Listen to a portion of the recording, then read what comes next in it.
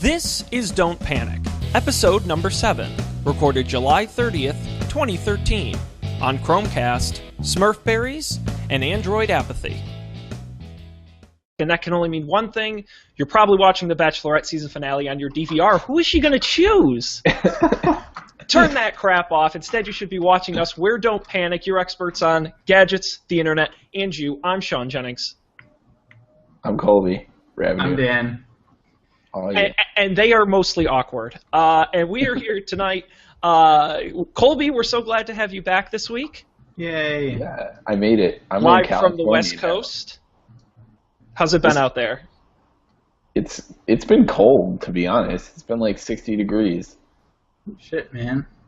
Yeah. You leave the heat wave and you go to 60 degrees. I don't know what happened. Well, we're glad to have you, and I certainly want to give a big thank you to last week's guest, Kaylee McAvoy, for joining us. We had an outstanding conversation on education. I highly recommend you go watch that. You can get it on our website, don'tpanic.io. Yes? Sorry. You can finish. I was also going to say, and you can always watch us live at don'tpanic.io/live.html. We recommend you do it there because we have a chat room and you can interact with myself, Colby, and Dan as the show goes on. Yeah, I was gonna say I listened to the episode from last week and I kept wanting to like jump in and say stuff, but well, then I would realize that it already happened. Well, then all the people on the bus would look at you funny. Yeah, I was that guy. Well, podcasting from the bus. Always one could guy. be fun. It could be a lot of fun. There used to be a Linux podcast where the guy would do it from his car driving back from work. He would set up the mic and just record as he drove. That's awesome. I have some of my best ideas when I'm driving or in the shower. And yeah, podcasting while in the shower would be a little more awkward than driving, at Next least for week. those watching. I keep adding stuff to my little setup here. So Yeah. next week, Don't Panic live from my shower. I'll be panicking. that episode will just be called Panic. Well, we have a fantastic subject this week. I'm excited. Each week we kind of pick what I like to call our hot topic. And this week, the internet was abuzz with a large announcement. Breakfast with Sundar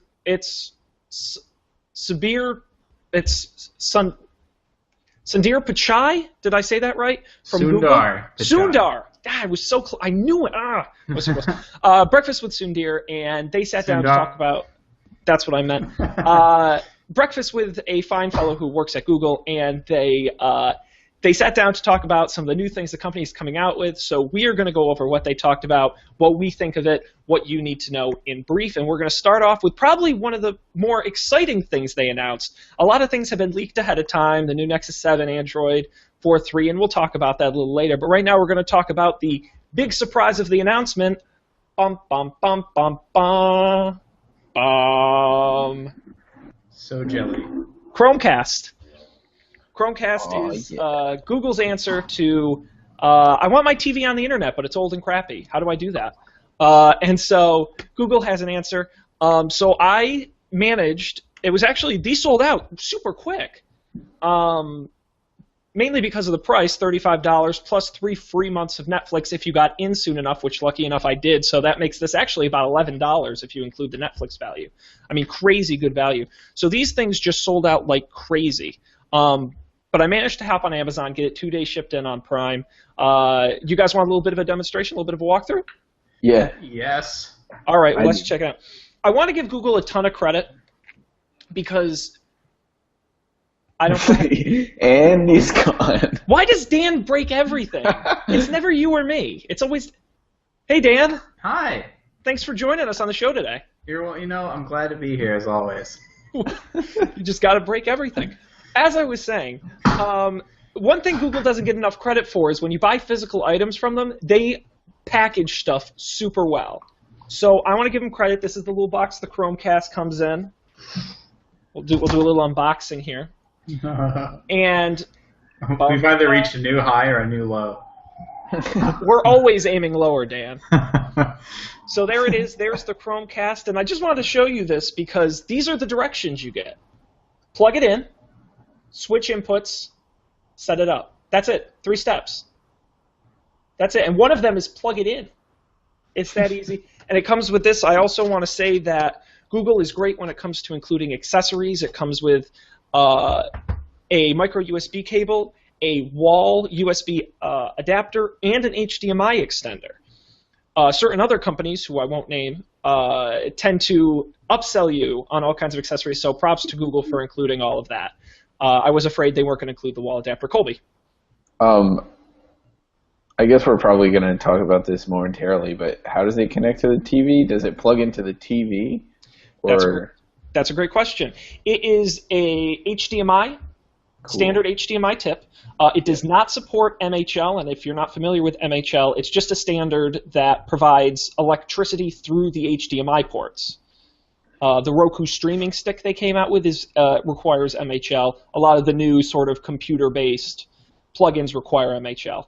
This does not need MHL. It will support controlling. So if you have a newer set, the HDMI parts can control, like automatically flip inputs or adjust the volume through the HDMI port. This will support that. My TV doesn't have that, but if you have a newer one, it will. So all it has on this, it's very small. It's a thumb drive, really. I mean, it's really it's keychain sized almost. Maybe a little too big, but right in there. It's got your HDMI port on one side, and on the back it has a micro USB port and a single button that I have not figured out what it does. Because they don't really give you a manual, so I guess you could Google it, but there's a little button, but you won't use that. And that's it. That's really all you get. It's a little tiny stick.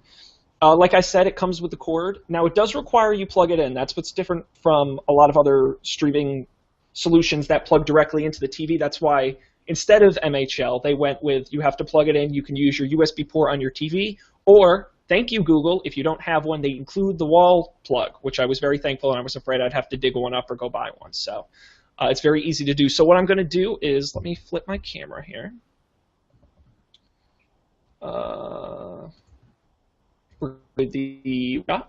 And so I have my monitor. This is actually running my Roku.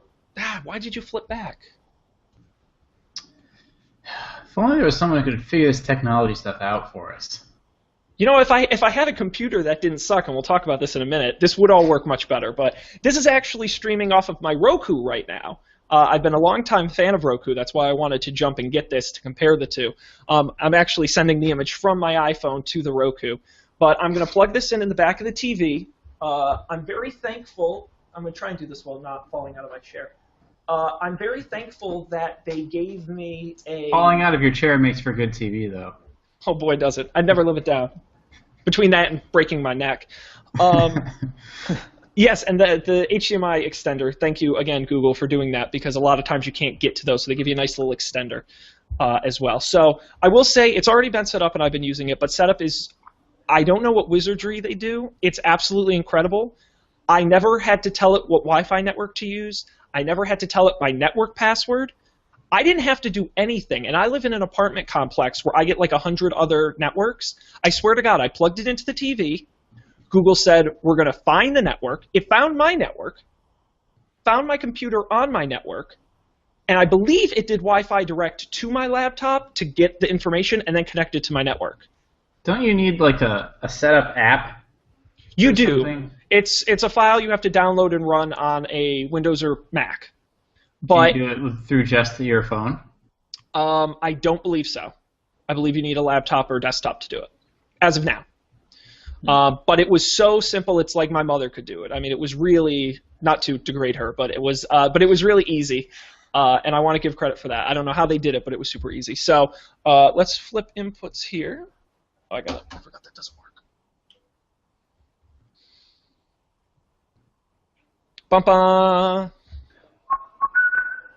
Chromecast. So this is your main screen. It just hangs out. It says ready to cast. I apologize for the lights, but I'm going to cut to the close-up shot and then to the single. So what's really interesting is that it really is there. And that's what's different about this compared to a Roku or another device, is that there's really nothing on that stick. All it does is convert internet to HDMI. There's no apps to run on the stick. There's no programs. You don't download anything to it. It's incredible. It's really just a stick. So, yes. To be clear, all you do is you say, "Hey Chromecast, go download this video and play it." Like, you're not streaming the video from your device. It's even better. So what I'm going to do a live demonstration here. So, all right, so I'm back on my close-up. So I have my iPhone here. It works with Android and iPhone. And I have the YouTube app. Right now on iOS, it works in YouTube and Netflix. If you have an Android device, it does that, as well as Google Play Music and Movies. So this is our YouTube page for Don't Panic, and there's our show from last week. When you click to play, you'll now see there's the little Chromecast icon next to the search. This is Don't Panic. Episode number 6, recorded July 23rd. When you push that button, it's going to give you sort of as if you were doing a... AirPlay? Yes, very similar to AirPlay, where it'll give you all the devices on your local network. If you have multiple, they'll show up here. I'm going to select main room, and you'll see now. See, now I got to quickly cut to the wide. It does it so quickly, it's shocking. Let's cut it to the wide. Here you go, and there it is. Whoa! Just like that, seconds. I'm telling you, it's almost instant. And the quality is great. It buffers as you go, so it's a little blocky at first, but you'll get full HD. And what's really neat is it still says on my phone, it says playing in room, and when I push pause on here, so I'm going to push it, and it pauses it on the screen. And I can skip ahead and hit play, and you'll see, you can't really tell because it's all the same, our entire show, but it skips ahead. And then if I just click the Chromecast button again and hit iPhone, you'll see it'll pull it off of here and start playing it again on the iPhone. So it's super, super simple and quick. I'll show you. So I'm going to tap it now. I hit main room, pulls up the YouTube app, and it starts playing almost right away. And this is my question. Okay. So any app writer can make their app Chromecastable if you have a video thing, or does Chromecast need to be updated to support it, or can you just like stream stuff at it if your app has that capability? Now, I'm not a programmer, so I can't explain how the APIs work. But what I can say is it is an open source. They have released SDKs and APIs publicly. And to the best of my knowledge, they are using generally open standards so that if you have a type of media this is compatible with, namely video, music, and pictures, it should be relatively simple to integrate it into your app. Awesome. That's what I've heard. Again, I don't know if that's true. Yeah, I think that's right. That sounds cool. So there's a lot of hope then for this to do a lot more than just Netflix and YouTube and Pandora. Exactly, and it's, when I actually get to my review of what I think of it, after using it for a couple days, like with most Google products, you're buying a promise, not a finished product. When you buy an iPhone, it's a finished product and it's going to work. It's gone through months. When you buy a Google product like Google TV or Glass, it's an experiment. It's a start. Google Wave. And hey, rest in peace. I give Google a lot of credit for doing that. It's ballsy. They're not holding back, and that's great. But it does only support 2 apps right now on iOS and a few more on Android. I love YouTube, which is great because Roku, that's really the one app it doesn't have. Yeah, so YouTube isn't on any of these things. No, they're very selective about their partners and who they do. And it was really funny. I'm catching up on the X-Men movies for the new Wolverine that came out movie. And so I watched X-Men 2, and then I knew there was a funny YouTube video about X2 that I hadn't seen. I switched inputs, hit it on my YouTube, and it just started playing on my TV. And that's kind of where the promise comes in of one day this could be really cool. And also one day your phone controls your TV. Right. You don't have remotes anymore, which would be awesome. The other super cool thing that I think is really neat about this, my phone is acting as a controller. It's not streaming the content to Chromecast. Chromecast is streaming it itself. So I can close out of the app. I can cancel the app. I can uninstall the app. This is going to keep playing. And one of the criticisms I've heard is that that's also a downside because it can be kind of confusing to remember how to stop playing it Or like how to pause. It is. It really can be because you don't have a dedicated controller. So I have found I'm going to try. I don't know what's going on. God damn you. See, this is why I can't do nice things. I was going to show you how Netflix works when you jump from. I'm not going to have time because it wants me to log in.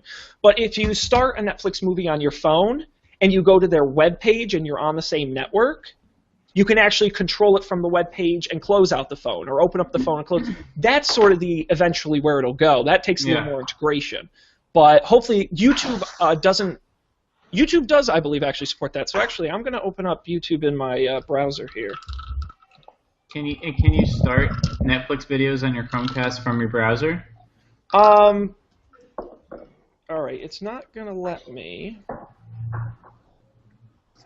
So it's not giving me the option right now to control this YouTube from my browser, but let me flip so you can see my computer screen. I'm doing like 88 things here at once. So here on my screen, you're going to notice there is this new little icon here at the end, and it says Select Screen, and it says on here, My Computer and Main Room. So I can click Main Room, and let's see how quickly I can flip cameras again. Oh, no, I don't have to shut off the screen grab. And now it's streaming it to the monitor. So, all right. So is it like... Do you have like a browser plugin installed to do that? It's a Chrome extension. Okay. It's a Chrome extension you have. I was like, how do they know? Yeah, it's a separate Chrome extension. And that's where the beta comes in of streaming tabs. Now, this is the other cool part of Chromecast everyone was so excited about. Because Google said we're not just going to do apps. It's in beta, but we're going to say you can stream your Chrome tabs to your monitor. So, quick question: if you don't have the extension installed, YouTube will not show that icon? I believe, yes. Interesting. Okay. Yep. So I'm going to select Google Cast in the extension, and I'm going to say cast this tab, and there's our show rundown. So what I'm actually doing is I'm live casting, and you can't really see my mouse, but I'll try and highlight some stuff here so you can see. So you can see this is actually the spreadsheet I'm looking at. So you can broadcast a tab you're using in Chrome. Now this is cool because it will stream video. So if you go to hulu.com, it will work. If you drag a file into your browser that is a compatible format, that will play over Chromecast. So it's a lot more open. I have the problem, getting back to the world's crappiest laptop, my laptop cannot handle it. It will show you a static image, but the second I try and do anything, I don't even think I can scroll particularly well and have it, there's a big delay. The video, it doesn't work on my computer. Your results may vary. But the promise is very interesting. I will stop streaming that, and we'll go back to the main screen. That's cool. Imagine if, like, all your screens were just, like, big, dumb pipes, and you could connect to anything to them all the time without wires. Well, I kind of like the approach, because I especially want to compare this to Roku and Apple TV.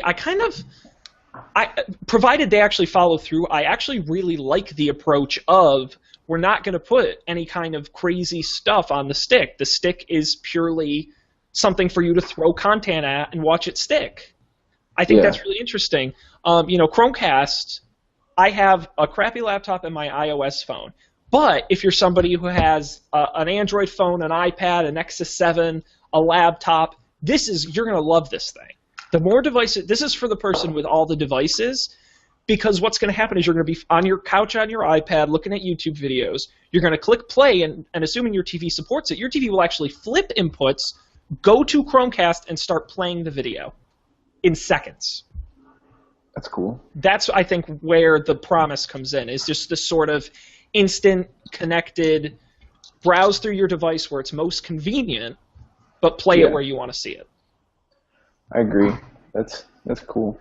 It's also really, So how does it handle, like, multiple devices? Like, I obviously haven't had a chance to test this. any device that's running on the wireless network has access to it. There's no kind of password or security or anything. If you're on my Wi-Fi, you'll see it. My best guess is you can just overwrite somebody. So if I'm playing a video and you click play, it'll overwrite it. There's really no set kind of queue or anything set up for that. But I think this idea of sharing is really cool because I remember back, in college we would sit. I can't believe I just said back in college, but back in college we would sit and we would watch YouTube videos off someone's laptop screen and we'd fight over it. Imagine all of us sitting there with each of our phones ready, and I'll say, "All right, I got the next one." You hit play, and it plays on the monitor. I don't know. Did you guys ever do the PS3 YouTube app?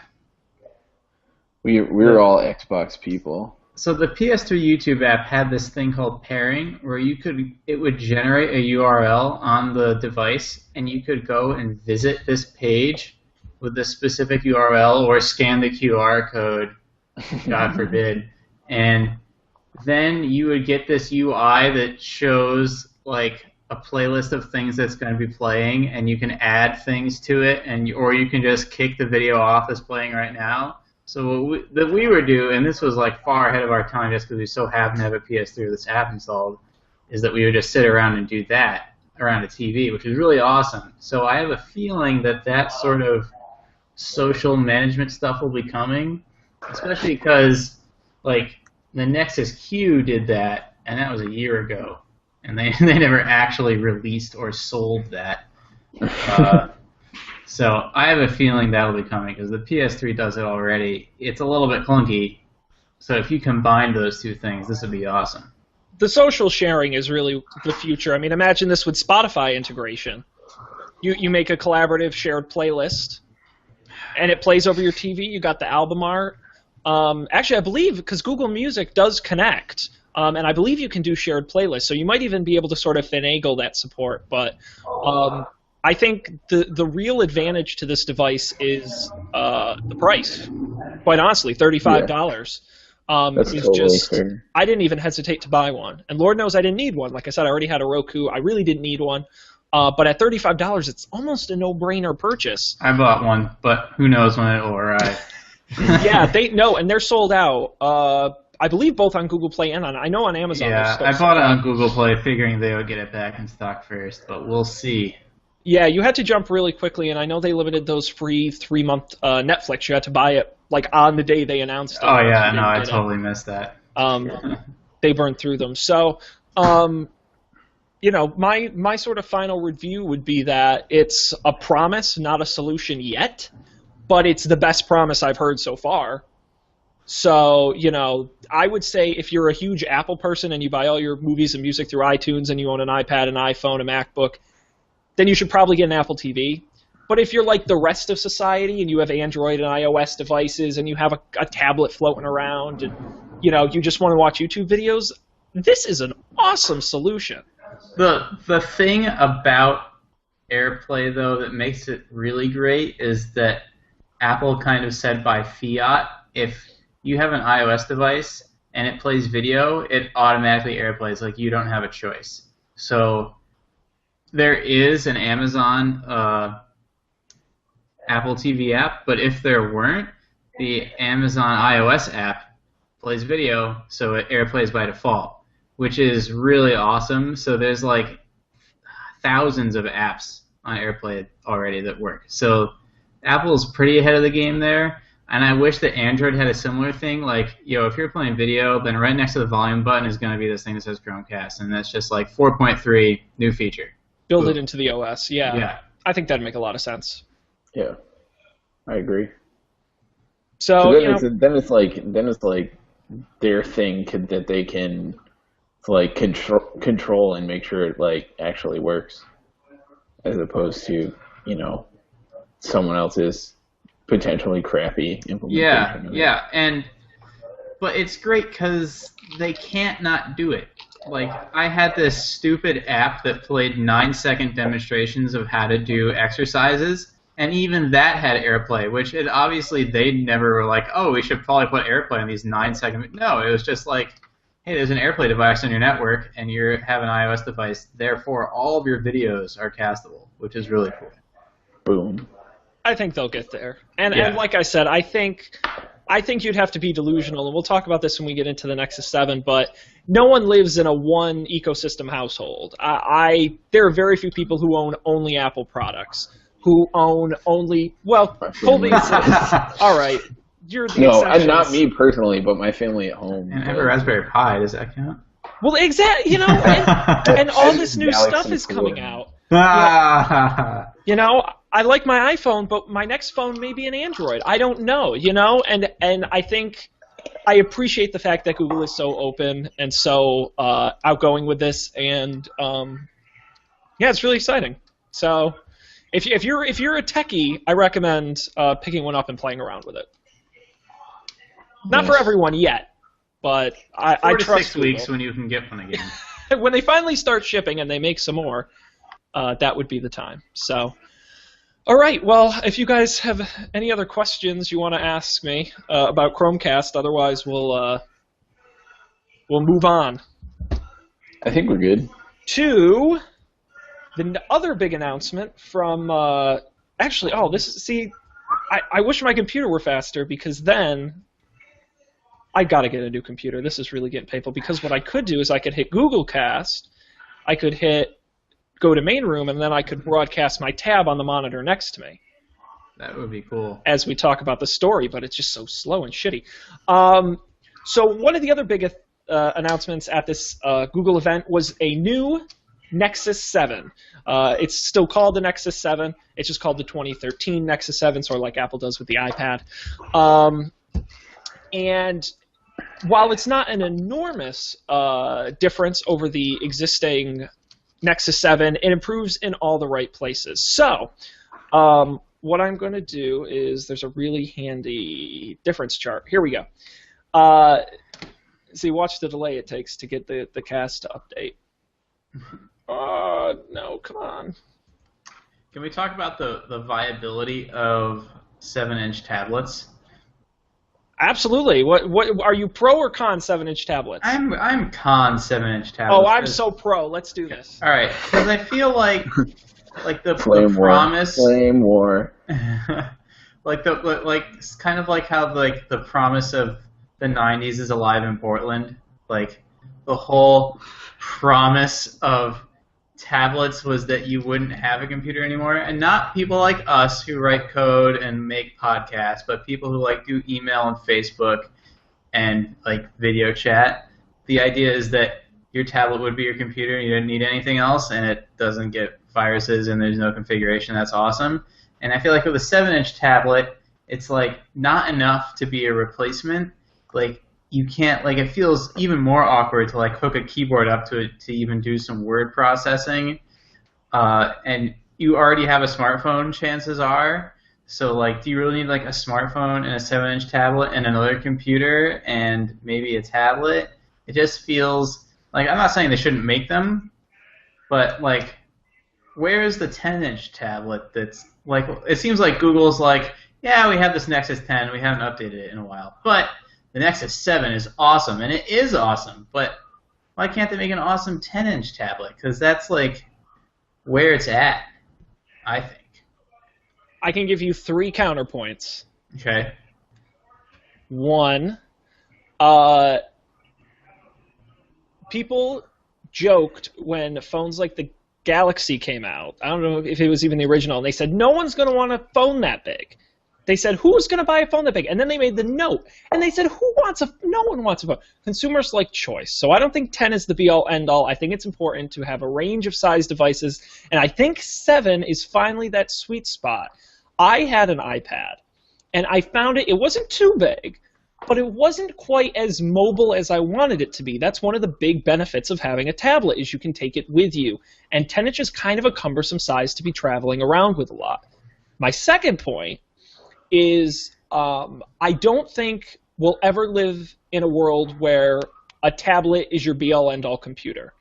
Because I just think, even people say, oh, average users, all they do is surf the internet, and all they do is take pictures. And, my mother I study how she uses technology because she is my common person, okay? She bought herself an iPad, and she loves it. She says it's the best thing she's ever bought.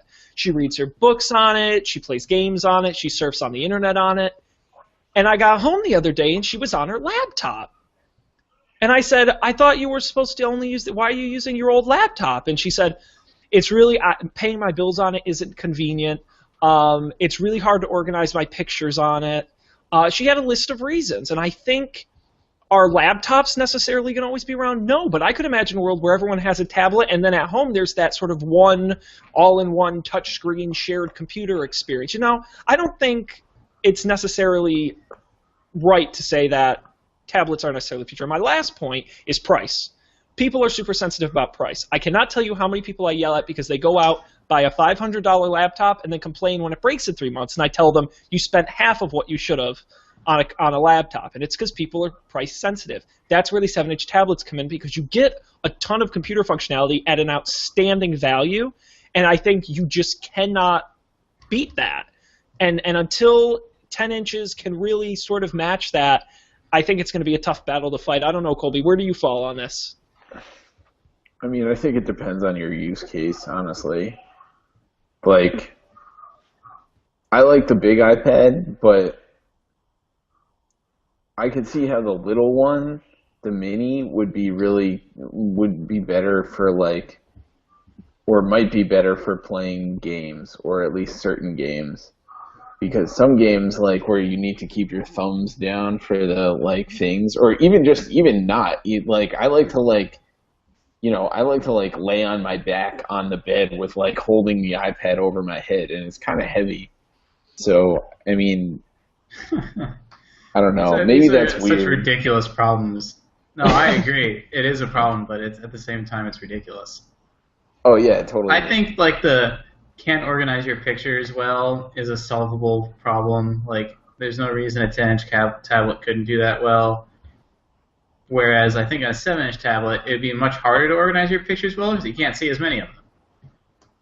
Yeah. I agree with that. No, I agree with that.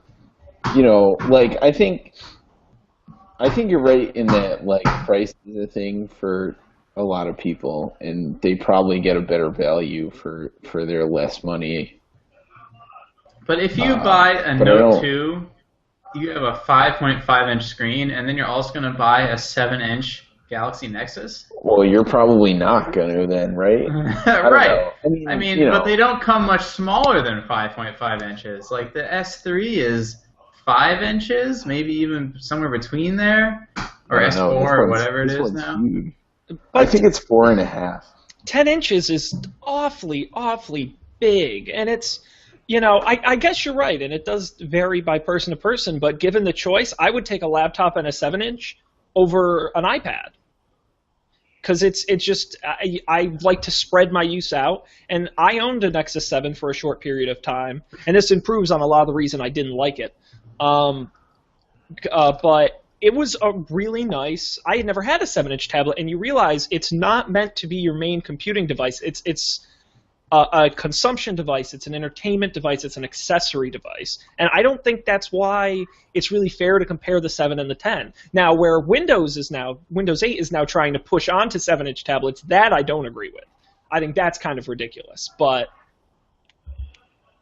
I don't know what to say. I don't know. I mean, it's weird. I don't think there's an answer. No. Like, I don't think I would really want a 7-inch tablet, to be honest, but... Well, you know what, Colby? Maybe we can change your mind, because the new Nexus 7 is here. It's here. Getting back to our main story. So there are a few main differences here between the old one and the new. The main things you're going to notice is the price is a little bit more expensive, just by $30, not too outrageous.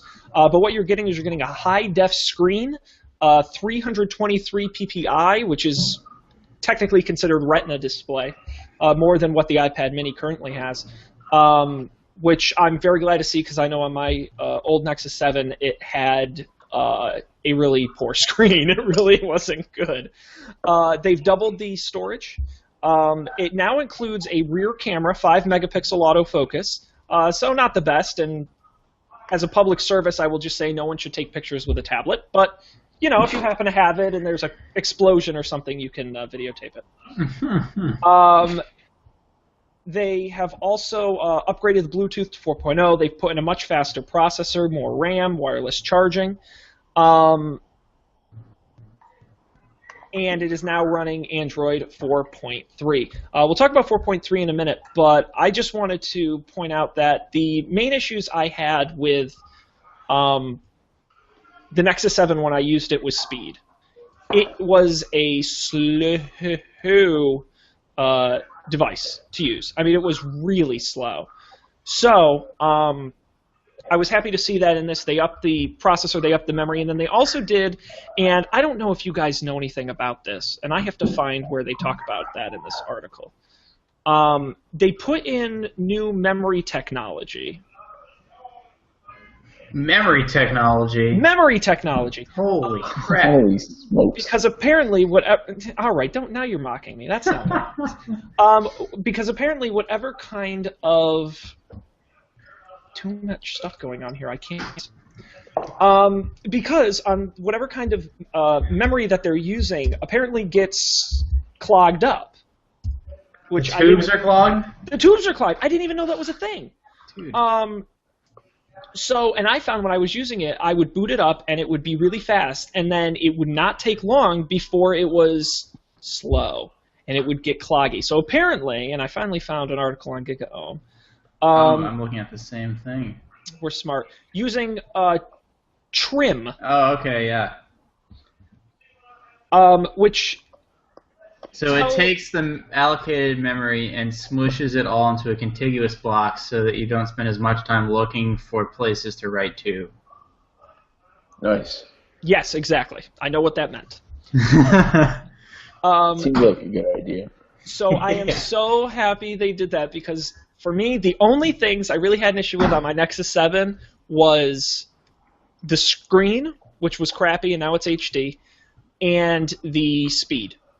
And the bugginess. And apparently both of those have been fixed. So, although the yes. review I read says that you still can't scroll and expect no lag, which is like 90% of what I do during a day on a tablet is just scroll. Honestly, scrolling was never the problem.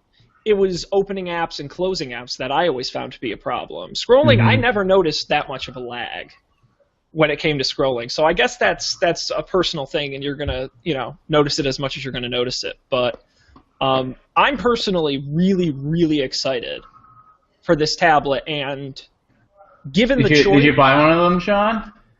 Honestly, if I didn't have to pay the rent, I would. And honestly, if you came to me and said, Shaun, I have this new Nexus 7 and I have an iPad mini, which would you like? That wouldn't be an easy call for me. And I want to say right now, I'd almost pick the Nexus 7 over the iPad mini.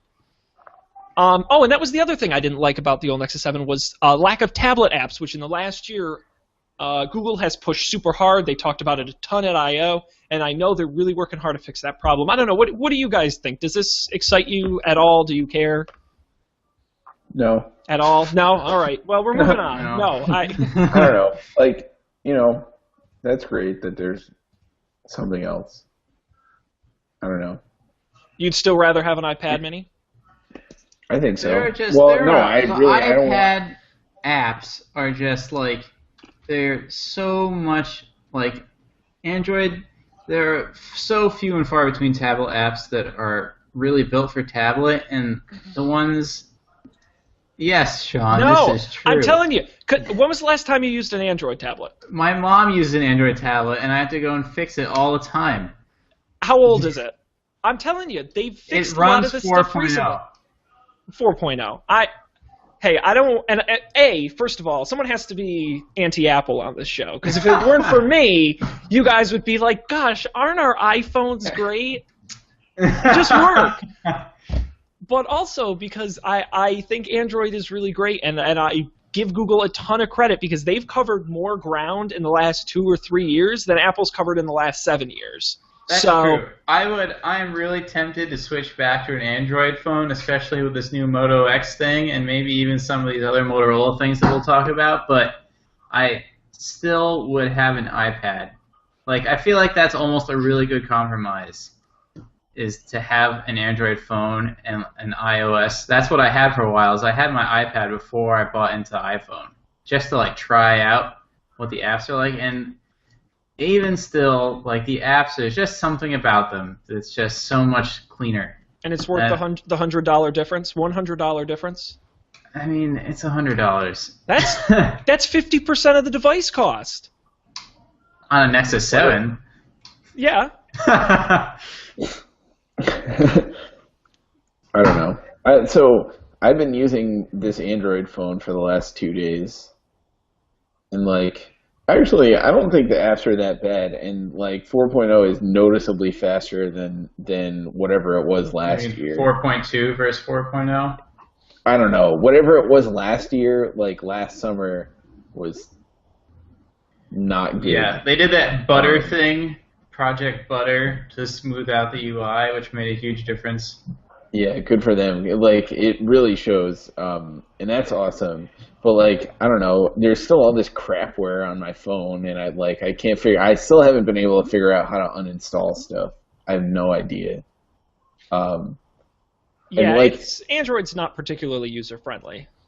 Yeah, I mean, I feel like, some of it's cool. Like, it does a ton of cool things that you can't do on an iPhone.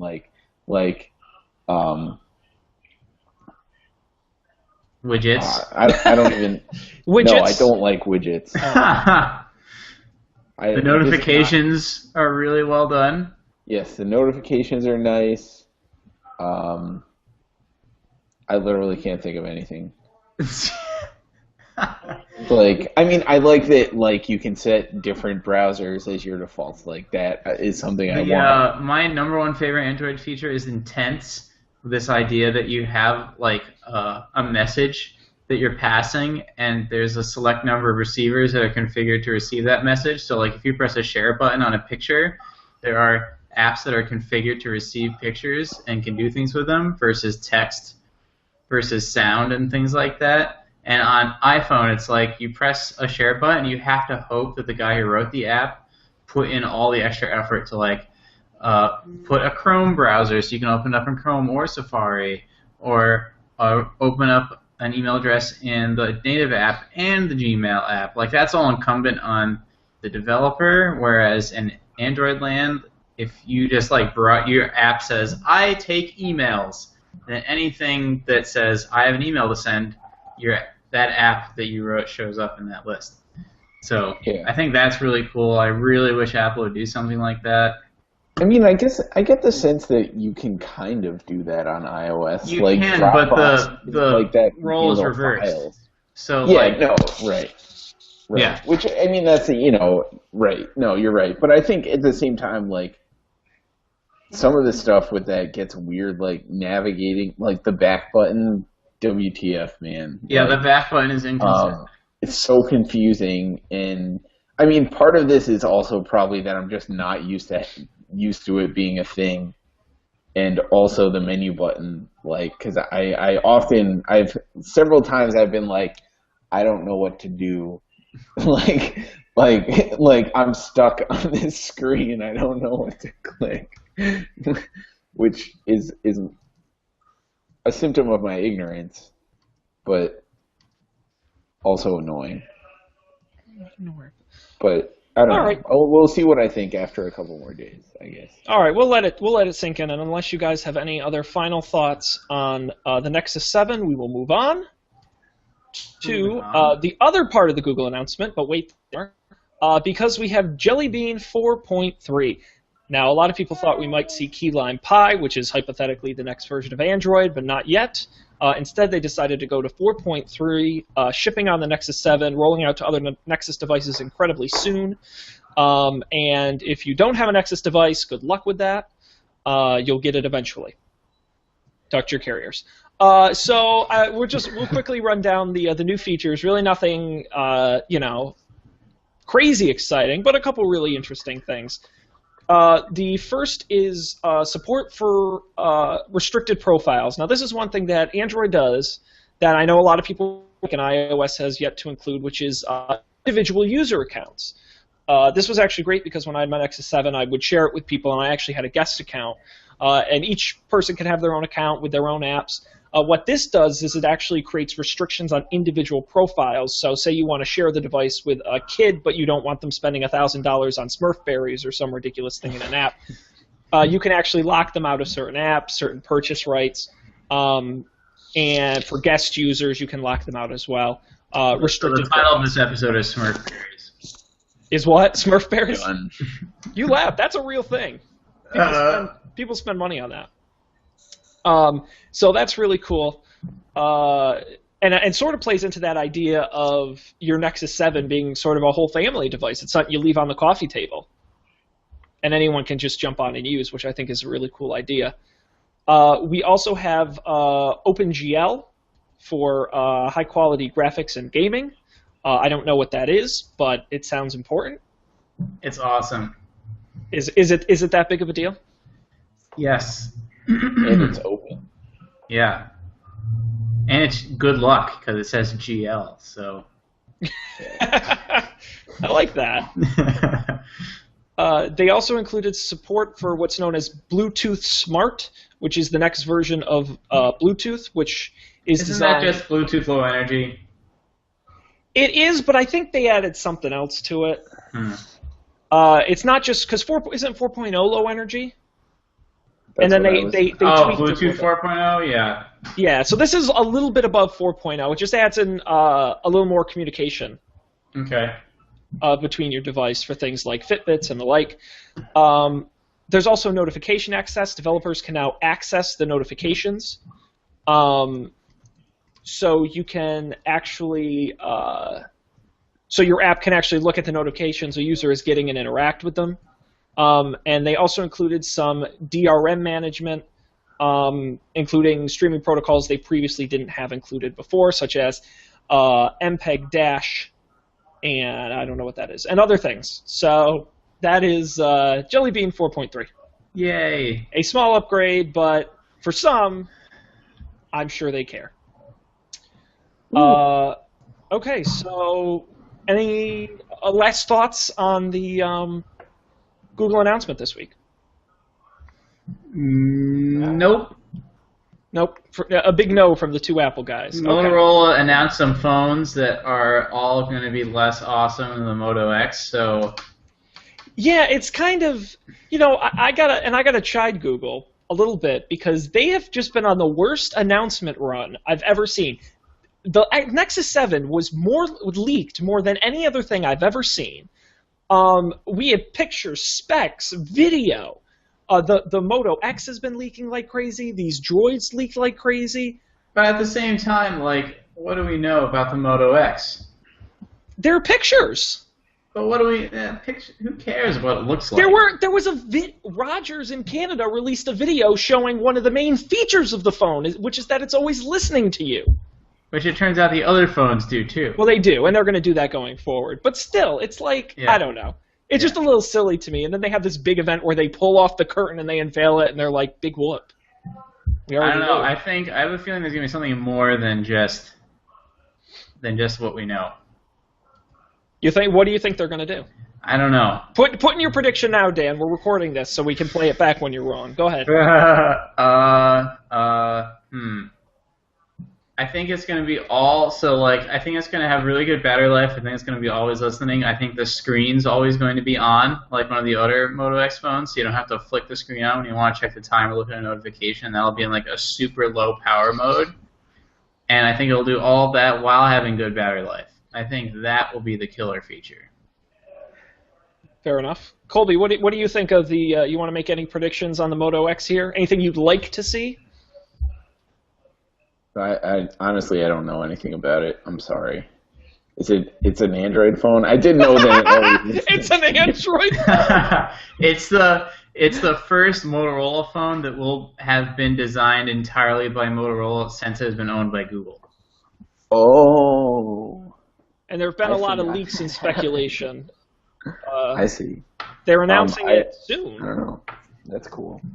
I'm sure it'll be something cool. The phone is being built in the United States, which they're making a big deal about. I'm excited for the rumor that's been going around about it, and we talked about this on a previous show, about the phone being customizable, quote unquote. whatever that may Yeah. mean. Oh, that's the one. Yeah, and no one thinks this is a big deal except for me, but that's because tech people don't care about things like this. I'm thinking about the rest of society. Yeah, but that could be one of the things. Like, maybe they've taken that to a whole new level. Like, maybe you can customize, like, the screen size and the resolution. So, like, you can get the Moto X with, like, the non-retina display for, like, $50. Or you can get, like, the quad core with the retina display and the dual canceling speakers and the Bose or whatever Beats audio. Like, that would be cool. You can have 5 megapixels, upgrade to 8 megapixels. Yeah, you can upgrade your camera. You can like mix and match. So if you really care about battery life, then like get rid of like only have 2 processors and crank down the resolution. Your phone will last for like 2 days. That would be awesome. I would buy that phone probably because like my phone goes out all the time, and I don't care on my iPhone how nice the screen looks or if it has dual front speakers. Like I'm not, I have headphones. I would love to pare down some of these Android phones for crazy battery life and still have a smartphone. That's a wonderful dream, Dan, and I would love to see it come true. I just don't think manufacturing is to the point where they can just swap out a 12 megapixel for a 5 megapixel camera and not change anything. Well, maybe it is, and maybe that's the mind-blowing thing. If anyone's going to figure it out, it's those Google guys. So. Yeah. I'm optimistic. I'm going to lean more towards you can pick a color and a style of back and maybe get it engraved. But I still think that's cool, and it's something no one else is doing. So, I mean, but that's like the same no one else is doing, like with the S3. Like, oh, you can float your finger over the screen and not touch it and scroll. Like, who cares? I can do that. But people do care, Dan. That's the sad thing. I don't want people to care about this stuff. But you know how many people are going to freak out? Oh, my God, I can get my phone in, like, my favorite shade of red? Oh, my God. I can get, like, my picture? Do people do that? Like, is that a thing anymore? Colby, how many phones do you see with those ridiculous cases on them? What ridiculous? But I don't think people put cases on because they don't like the way their phone looks. I think people put cases on because they don't want to break it, and then they want their case to look cool. True, but people put a lot of time and a lot of money into the case that looks like a cassette tape or the case that has a picture of their dog on it. I don't. But the phone's not going to have a picture of their dog on it. But it might. We don't know. An even better point, what if, why bother with this customizable color phone when you're just going to put a case on it? But I guess the idea, and then one of the other rumors is that they're doing something special with the glass, and it's supposed to be more resilient than any other phone. Hypothetically, you won't need a case. Maybe they're stealing Jeff Bezos's patent, where you drop your phone, it detects the change in velocity and deploys airbags. He actually patented that. I remember that. Yeah, that would be pretty badass. That would be cool. Imagine if it did it on accident though, and it airbags moved out of your hand. All of a sudden, your pants just explode. What the heck? You get in a car accident and you're sitting in a meeting and suddenly your pants just balloon. Wow, is that something? Then you have to see me. Cut your pocket open in order to get the phone out. This is Google. I hope you're listening. This is a good idea. You should use this. Jeff Bezos, get on it. That'd make a great commercial, though I'm not sure it would sell the product. But no, it'd be hilarious. All right. Well, we are burning through time like it's nobody's business. We can talk a little more Android, or we can move on to our picks of the week. What do you want to do, gentlemen? I think we should do. Well, wait. Or picks, like one or the other. No, we can do both. I don't know. I mean, I have nothing. Like, I vote for picks. Okay, I'm down. All right, let's do that. I've talked enough, so I'm going to hand it over to one of you guys. Who wants to go first? Don't all jump at once. I can go first.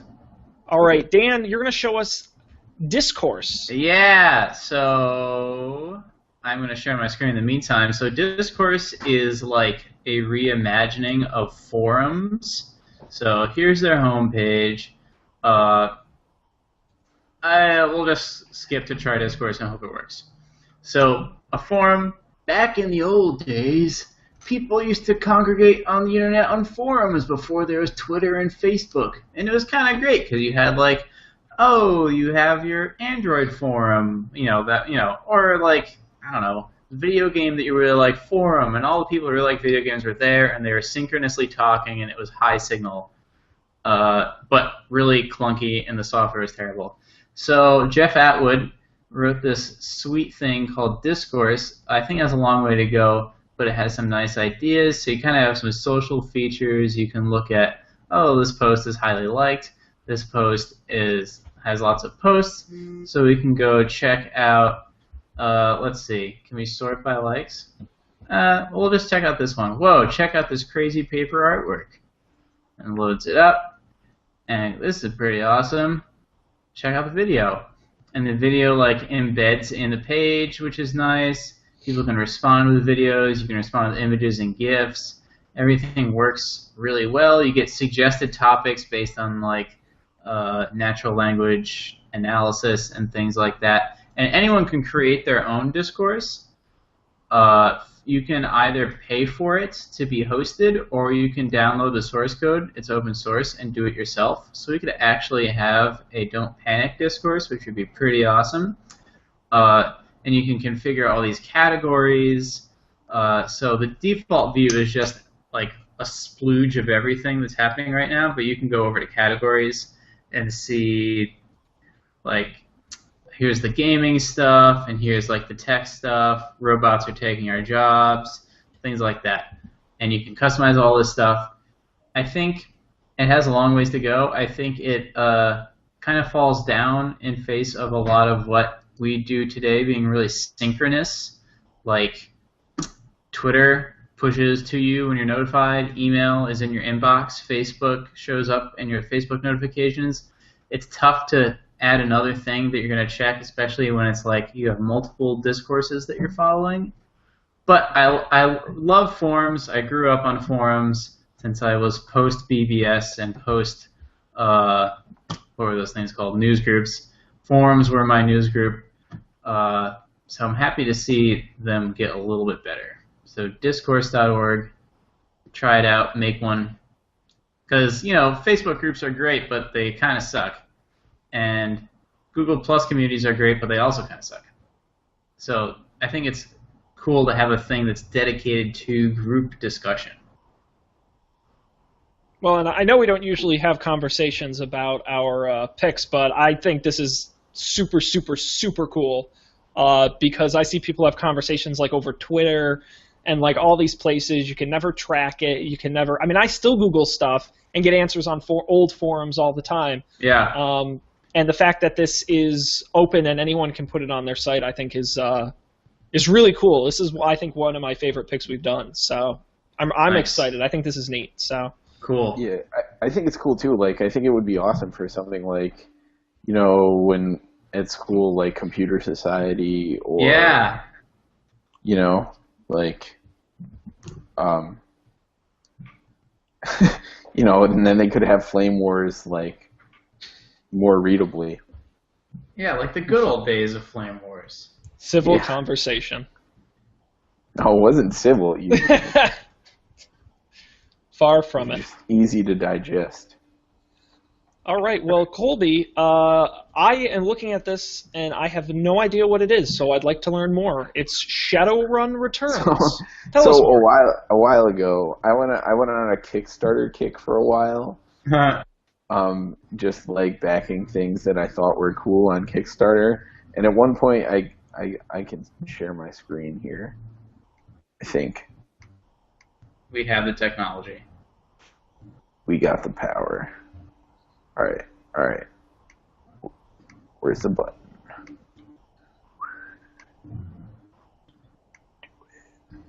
So a while ago, I backed this this game, which, so apparently it's like these guys who have been doing games, and it's based on like a board game from the 80s or the 90s or something, which, like, I didn't know about anything like that, but like I used to play Fallout and stuff on the computer, and it's a lot like that. It's like a turn-based kind of tactical RPG type of thing, which is awesome. It's a little bit like XCOM, which is cool. But I backed it on Kickstarter, and they funded the whole thing entirely through Kickstarter. And I don't know, they were kind of like super idealistic about what they wanted to do. And so I backed them, and they actually they released for real, which was super cool. And then I've been playing it for the last 3 days, and it's a ton of fun. And it's so if you, I wonder. I don't know. Whoa.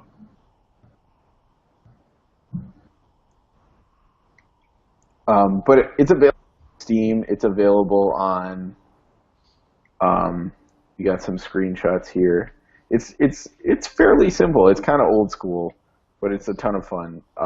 It's available on Steam, and you can get DRM-free downloads for Windows and Mac. And I think they're doing a Linux port too. So.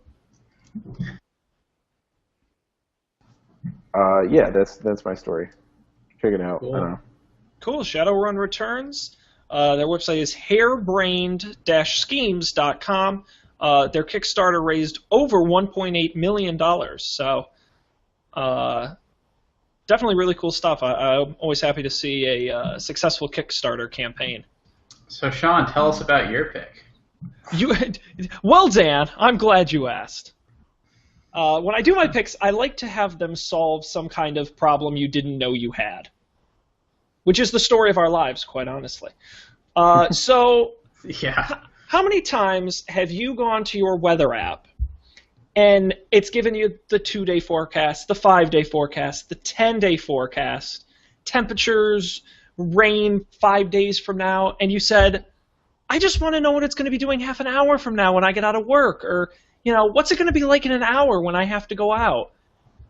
This is called Dark Sky. I used it when it first came out, probably over 2 years ago.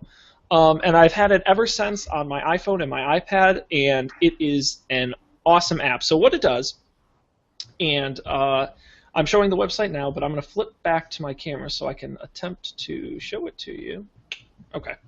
So here we are. It uses the GPS to find your location, and it just gives you really straightforward information. It says, now it's clear, next hour it's going to be clear. That's it.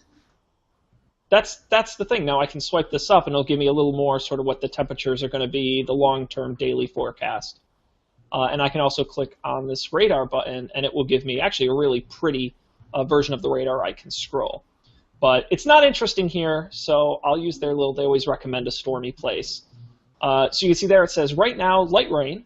In the next hour, rain. It's really straightforward. They even show this nice little graph that shows you how likely it is for there to be rain over the next hour. The more it jumps, the more aggressive, or the more unsure the forecast is. We'll show you the radar here. I'm trying to do this backwards, and I'm not doing it well. But you can see, and they even show this chart. So I'll scroll in this direction, and you'll see we'll get more rain. Very fluid. And I scroll back, and there's no rain. Yeah. You can slide this up, and it'll say the rest of the day's forecast and what the temperatures are going to be. And it just uses your location. You just tap it there. It's such a simple app, but I cannot tell you how helpful it is to just know the weather in the next hour. And no other app I found does it as well as these guys. You can also turn on, and it's in beta, notifications. So your phone will go off, and it will say it's going to start raining in 20 minutes. It'll start raining in 30 minutes. It's going to start snowing in an hour. I've tried it. It's good and it's accurate, but it kills your battery because it's pinging your GPS all the time. So they're working on it, and they're making it better. But I do like having the option, and it actually did save me a lot where I was going out for the day or something and said, oh, it's going to start raining in 20 minutes, and I grabbed my umbrella. So that made it worth it. It is available for Apple devices, iOS devices, iPhone, and iPad. It is not free. It is, I have to remember how much it is. $4, because I just bought it. Oh, really? Is it $4? I thought it was I got it on discount when it started. It was actually, I didn't even know this. It was originally a Kickstarter project, which is they raised $39,000 to fund the project back in 2011. And it's $3.99, so it's a little pricey, but if you really need a simple, dead straight, what is the weather now and what's it going to be in an hour app, this is unequivocally the best one I've ever seen. So it's darkskyapp.com. Find it on the App Store, Dark Sky. I appreciate you bringing this up because I bought this a while ago and I since uninstalled and reinstalled iOS 7 and completely forgot about it. That's the problem I'm finding. When you have these iOS devices for so long, I was looking, because now that you can go back and see all the things you've purchased or downloaded before, I'm a couple years in the past, I'm like, why would I have bought that app? Or oh my God, I forgot, I spent so, or... Yeah. Go figure, they pile up. All right. Well, cool. That takes us to the end of the show. Do you guys have anything you want to add before we send it home? I don't know. I just started work at Facebook. Use Facebook. Are you really using the end of the show to plug Facebook.com, something no one's ever heard of? It's this new thing. The kids are doing it. It's called the Facebook. No, that's a good plug. I don't know. I didn't have any other plugs. So Dan, you want to plug Etsy? Sure. Yeah. Sell your stuff, man. Buy some awesome stuff. Isn't that their slogan? Sell your stuff, man. Pretty much. Etsy.com. Keep it real always. Oh my God. I saw multiple people with Google Glass on since I've been here, wearing it around. Is that the antithesis of keeping it real? Is that why that came up in your mind? I don't know. It just came up. Keep it real with virtual reality. Outstanding. I may or may not have worn Google Glass this week, so. Oh yeah. I've seen the light. And you use Firefox OS. Yes. One of the two is really cool, and the other one is Google Glass. Ooh. Well, you know what? We may just have to. That's a great tease for next week's show. Stay tuned as we review technologies you might be interested in.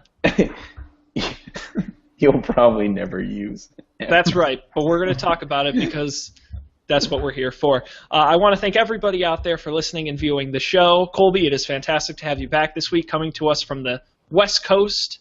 That's why we do the show so late, so Colby has time to get home. But that's fine because, we party pretty hard late nights, Tuesdays where it's at. The show is always available, as I said, live Tuesday nights, 11 p.m. Eastern, 8 p.m. Pacific at don'tpanic.io/live.html. But if you can't watch live, you can always get versions on demand at your convenience at don'tpanic.io. And we're also on YouTube, and you can get the audio versions off the website. We recommend you go there and check those out. With all that being said, I will end the show, as I always do, by saying don't panic, because we will be back next week, and we will see you then. Good night. Or good morning. I don't know when you're watching this. Bye.